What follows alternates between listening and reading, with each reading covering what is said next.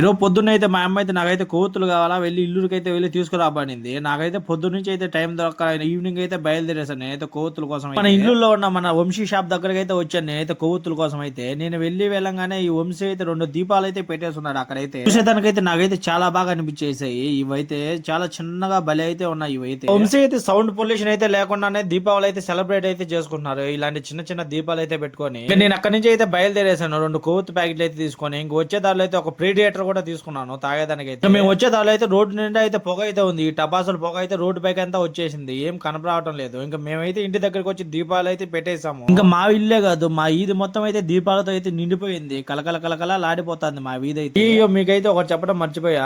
ముందుగా అందరికైతే హ్యాపీ దీపావళి అండి. వీడైతే చూడండి మార్నింగ్ నుంచి అయితే కాలుస్తానే ఉన్నాడు పటాకులు అయితే. ఆ కవర్ పెట్టుకొని కాలుస్తానే ఉన్నాడు. వాళ్ళ అన్నకైతే ఇస్తా ఉన్నాడంట. వాడైతే కాల్చడంట పటాకులు అయితే. నేను కూడా ఇలా చిన్నప్పుడు అయితే 2 ప్యాకెట్లు అయితే తీసుకొచ్చి కాలుస్తా ఉన్నాను ఇలా చిన్న చిన్న పటాకులు అయితే. మీలో ఎంతమంది కాల్చారు నాకైతే కామెంట్ అయితే చేసేయండి. ఇంకా మీకైతే నెక్స్ట్ వీడియోలో ఒక సర్ప్రైజ్ అయితే ఉంది. మిస్ గా మన ఛానల్ అయితే కొంచెం ఫాలో చేసి సబ్స్క్రైబ్ అయితే చేసుకోండి.